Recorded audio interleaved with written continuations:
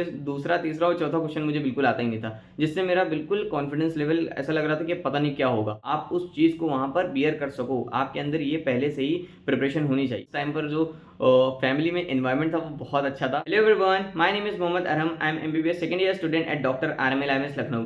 तो यार कल नीट का एग्जाम है और मैं वही सोच रहा था, तो मुझे अपना एग्जामिनेशन डे याद आ गया। तो मैंने सोचा चलो आज इस पर ही वीडियो बनाते हैं और सभी के साथ शेयर करते हैं कि मेरे क्या क्या एक्सपीरियंसेस थे वहाँ पर। मैं आपसे बोलूँगा कि जो भी मैं बातें बताऊँ उनको आप एक बार इमेजिन करके देखिएगा तो आपको ज़्यादा फील आएगा। तो चलिए वीडियो स्टार्ट करते हैं। तो एक रात पहले मैं बहुत अच्छी नींद नहीं ले पाया था। मैं सोच रहा था कि 7 साढ़े 7 या 8 घंटे की आराम से नींद लूँगा, मेरा माइंड बिल्कुल रिलैक्स हो जाएगा और आराम से पेपर करूँगा जाके। और उसके लिए मैंने जल्दी पढ़ाई रख भी दी थी 1 दिन पहले, लेकिन मेरे बिल्कुल नींद नहीं आई थी। 6 घंटे ही मैं नींद ले पाया था, जो कि ऑप्टिमम लगा मुझे, ठीक लगा। अगर आप लोगों के साथ ऐसी दिक्कत हो, क्योंकि माइंड में स्ट्रेस रहता है, नींद नहीं आ पाती है, तो आप बहुत ज़्यादा टेंशन मत लीजिएगा इस चीज़ को लेकर कि मेरा पेपर कहीं ख़राब ना हो जाए, मैं बहुत कम सोया हूँ, कहीं मैं पेपर में सो ना जाऊँ, ऐसा कुछ नहीं होता है। जब आपके हाथ में पेपर आता है तो आपकी नींद बिल्कुल उड़ चुकी होती है, आप बस पेपर पे ही ध्यान दें, तो इससे बहुत ज़्यादा अफेक्ट नहीं होती है। तो लगभग मैं 8 बजे उठ गया था, मेरी मम्मी ने मुझे उठा दिया था और काफ़ी ज़्यादा वो कॉन्शियस थी मेरे टाइम वगैरह को लेकर। और ऐसे जब मैं टेस्ट देने जाया करता था तो मुझे बहुत फोर्स करती थी कि जल्दी जाओ, तुम लेट हो जाओगे, ये सब। तो उन्होंने ही मुझे सुबह उठाया था। उठने के बाद मैं गया, फ्रेश हुआ और एक हल्का ब्रेकफास्ट मैंने किया, ताकि मुझे आगे पेपर में नींद ना आ जाए, क्योंकि अगर आप भारी ब्रेकफास्ट कर लेंगे तो उसकी वजह से नींद आ सकती है। थोड़ा आप सुबह पानी पीजिए और जूस वगैरह का इंटेक कर सकते हैं। तो ये सब करने के बाद मैं अपने घर से निकल गया अपने पापा के साथ। तो जब मैं अपनी मम्मी को बाय बोल रहा था तो मेरे माइंड में ये चल रहा था कि काश कि आज मेरा पेपर बहुत अच्छा हो जाए और मेरा सिलेक्शन हो जाए, और मैं वापस आके अपनी मम्मी को प्राउडली बोल सकूं कि मम्मी आज से आपका बेटा डॉक्टर बनेगा। तो यही चीज़ मैं सोच रहा था और बाद में मेरी मेरी मम्मी ने भी यही बताया कि वो भी यही सोच रही थी कि काश कि आज आके स्माइल करे और बता दे कि हाँ, इसका सिलेक्शन हो चुका है। तो ये सब करने के बाद मैं अपने सेंटर के लिए चला गया। मेरा रिपोर्टिंग टाइम था 10:30 बजे का, और उसके लिए मैं उससे पहले ही अपने घर से निकल गया था, ताकि अगर रास्ते में ट्रैफिक हो तो मैं लेट ना हो जाऊँ। फिर मैं ऐसे अपने पापा के साथ अपने एग्जामिनेशन सेंटर पे पहुंचा। वहाँ पहुंचने पर मैंने जो स्कूल था एग्जामिनेशन सेंटर, मैंने उसको देखकर एक स्माइल पास करी। मैंने थोड़ा स्माइल किया उसे देख के, ताकि मैं कॉन्फिडेंस खुद के अंदर फील कर सकूं कि इससे पहले वाले अटेम्प्ट में मेरा एक्सपीरियंस अच्छा नहीं था। मैं स्कूल को देख के ही डर गया था।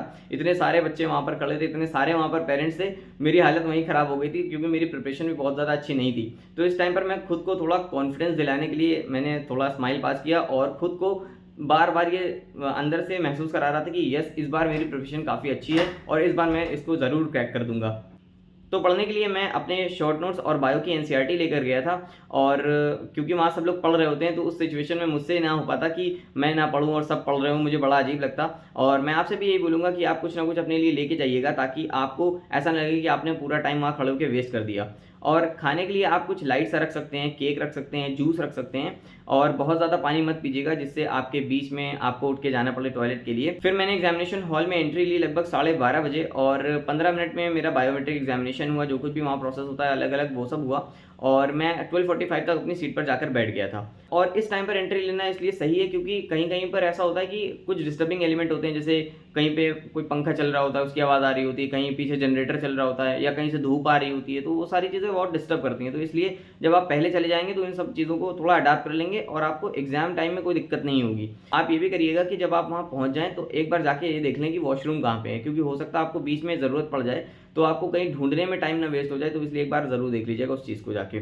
मैंने बायोलॉजी वाला सेक्शन खोला, पहला क्वेश्चन मुझे आता था, थोड़ा कॉन्फिडेंस महसूस हुआ, लेकिन फिर दूसरा, तीसरा और चौथा क्वेश्चन मुझे बिल्कुल आता ही नहीं था, जिससे मेरा बिल्कुल कॉन्फिडेंस लेवल ऐसा लग रहा था कि पता नहीं क्या होगा। लेकिन उस टाइम पर मैंने खुद को बहुत सही से संभाला।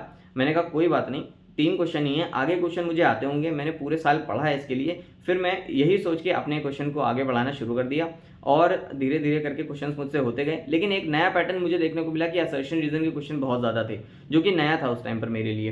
तो उस चीज़ को भी आपको पहले से ही रेडी रखना है कि अगर कोई नए पैटर्न में क्वेश्चंस आने लगे या कुछ भी नया टाइप का आपको मिले जो आपने अभी तक एक्सपीरियंस नहीं किया, तो आप उस चीज़ को वहाँ पर बियर कर सको, आपके अंदर ये पहले से ही प्रिपरेशन होनी चाहिए।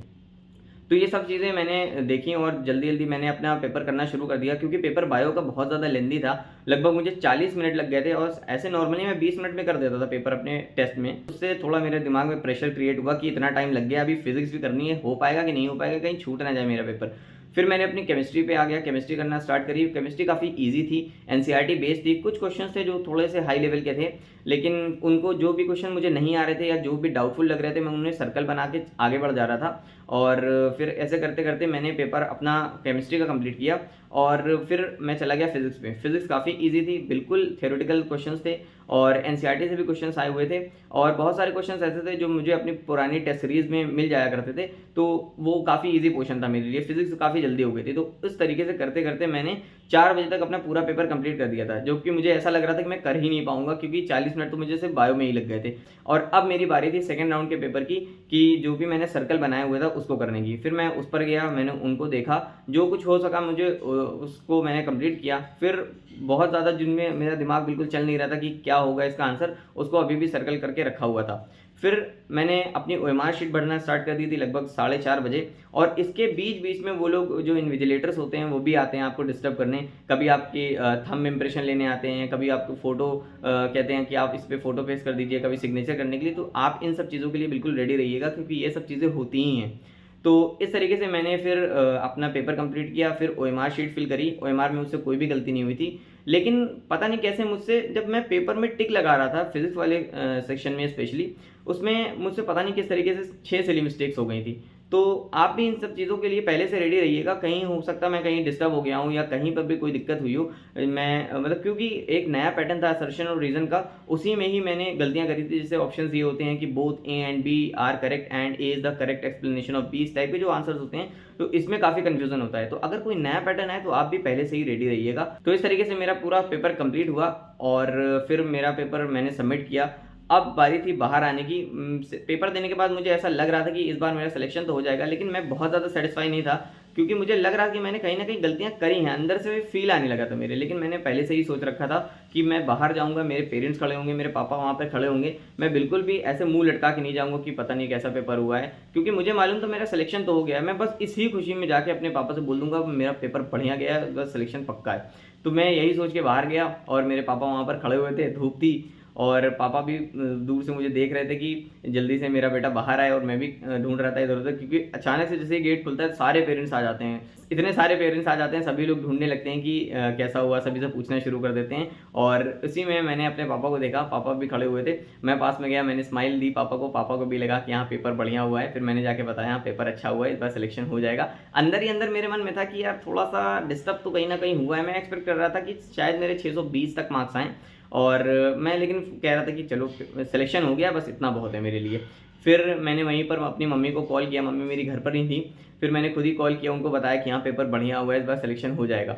फिर मैं जब घर पहुंचा तो मम्मी को भी एक स्माइल पास करी। उन्होंने भी यही सोचा था कि काश कि मेरा बेटा आके मुझे ये बोले कि इस बार उसका सिलेक्शन हो गया है। तो मैंने यही बताया उनको जाके कि इस बार सिलेक्शन हो जाएगा, कोई दिक्कत नहीं है, आराम से। फिर बारी थी आंसर की से खुद के क्वेश्चंस को और आंसर्स को मैच करने की, जो मैंने स्टार्ट करा। लगभग मैंने फिर 3 घंटे लिए आंसर की से बढ़िया मैंने मैच किया, और मेरे स्कोर बनने थे 655। लेकिन कुछ कंट्रोवर्शियल क्वेश्चंस थे उसमें, एक दो क्वेश्चन में मुझे डाउट लग रहा था कहीं उसमें प्लस माइनस मेरे हो सकते हैं, तो मैं मार्जिन लेके चला था। अराउंड 650 तो मेरे आ ही रहे हैं। काफ़ी ज़्यादा मुझे अच्छा लगा कि ये मेरे फाइनली परमानेंट स्कोर हैं, ये हमेशा हमेशा मेरे साथ रहेंगे, और मेरा फाइनली एक अच्छे गवर्नमेंट मेडिकल कॉलेज में सिलेक्शन भी हो जाएगा।